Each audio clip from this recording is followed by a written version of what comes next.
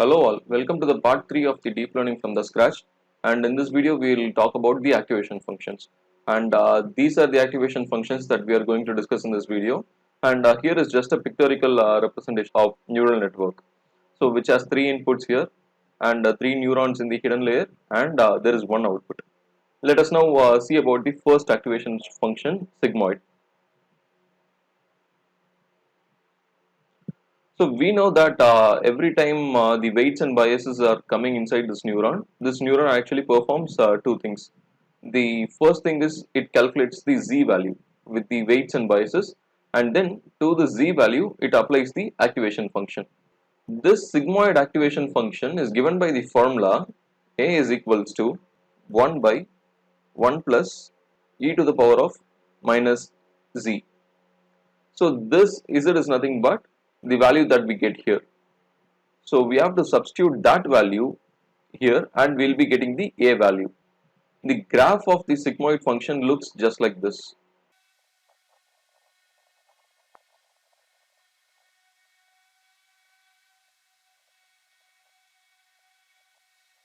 So the graph looks like this, and you can clearly see that the a value ranges from 0 to 1. So basically sigmoid converts whatever the value of z be.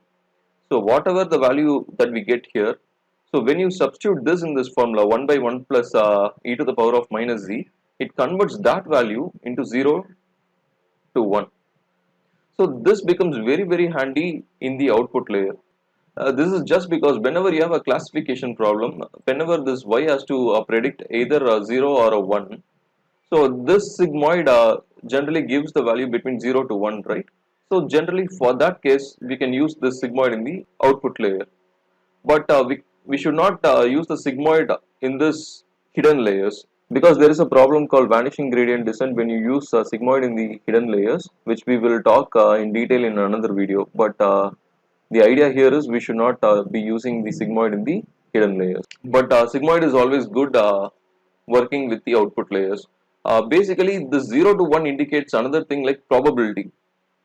So say for example, if this value gives something like 0.96 or something, it is close to 1, which indicates the output that we received is 1.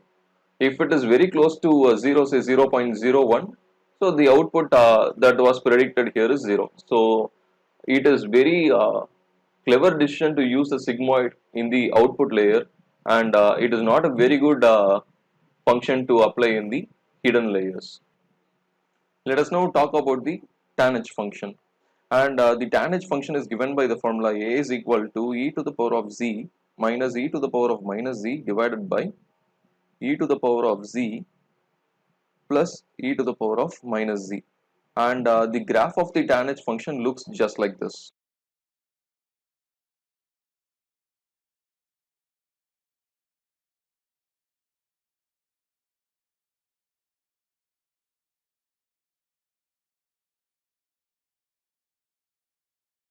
So as you see, uh, the a value here takes values from minus 1 to plus 1, and whatever be the value of z. So in this axis, whatever be the value of z, say if the z value is 100, and even if the z value is minus 100, so the value that a takes is, the highest value that a takes is 1, and the lowest value that a takes is minus 1.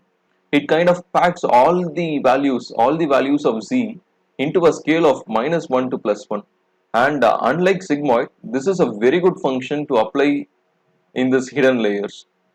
So if you are using tanh function, it is a very good decision to apply them in the hidden layers, because it kind of packs all the numbers from minus 1 to 1. It will be very easy for the computations, and we can reach the good accuracy in a very less time.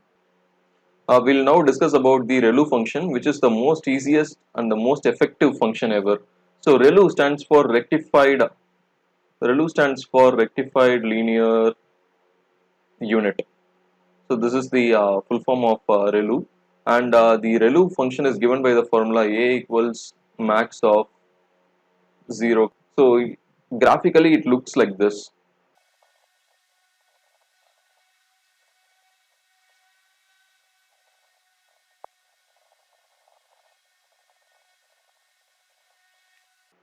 So we can clearly see that whenever the z value is less than 0, the a value is 0, and whenever the z value is greater than 0, the a value is the value of z itself. So that is why we give here as max of 0 comma z. For example, the maximum of 0 comma 7 will be 7, so the a value will also be 7. And if there is a negative value here, so if it is maximum of 0 comma minus 3, here the maximum is 0, so a takes the value of 0. So this is a very simple formula, but it is very very effective. And whenever you deal with CNNs and image classifications, face recognitions, you can blindly go for the rectified linear unit functions. And I'll just quickly add the leaky ReLU itself, because it is very similar to the ReLU function itself. So here we have a is equal to max of 0 comma z, right, for the ReLU function. So this leaky ReLU comes with a just a small change, like a equals max of 0.01 multiplied with z comma z. So this 0.01 is just a constant. It can be any small value. I just took 0.01 in this case as an example. So when we just plot the graph for this, it looks like this.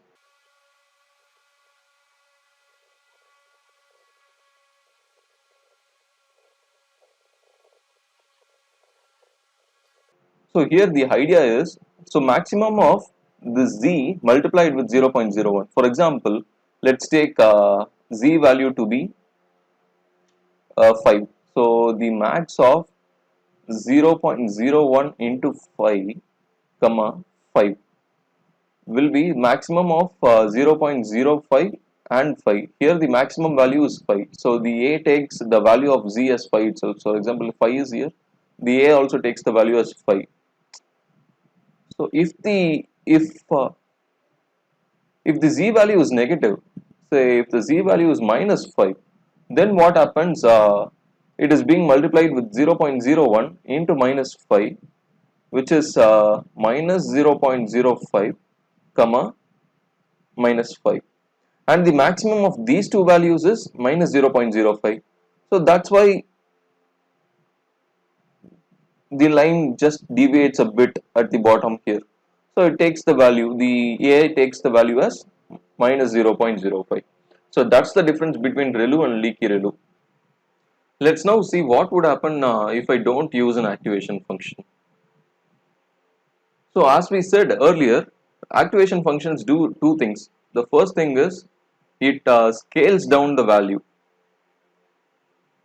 scales the, and the second thing it does is helps in non-linear use cases. So let me tell you what this is actually. So let me just take an example. Here. So in this example, what happens? There are a lot of points. So there is a data set like this, where these blue color points are to be predicted, and these red points are to be predicted, which is surrounding all these things.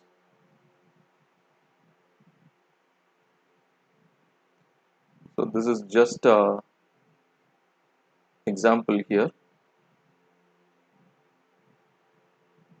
So if we just use the linear activation function in the sense, the z that is calculated here is not applied with any activation function and is directly sent to the next layer directly. So that is what we call the linear activation function, or at times we even call this as identity activation function. So in that case, what happens? It tries to separate these both data points in a straight line like this. So in this case, we won't be getting a proper accuracy. But if we use nonlinear activation functions here, like ReLU, tanh, so what ReLU tries to do is it just tries to kind of take the shape in every neuron. So it kind of studies the shape of the data set, and it gradually tries to fix itself to the data set like this. So this is one of the most important uses of an activation function. And the other thing is, if we do not use an activation function, every time the weights and biases gets added, it piles up to a very huge value. It piles up to a very huge value, and whenever the value is huge, the computation power required is higher, and the output predicted will not be accurate. So that is the reasons why we need to use an activation function. And hope you like this video. Don't forget to subscribe to the channel and hit the like button if you enjoyed this video. I'll see you in the next video. Thanks for watching, and bye.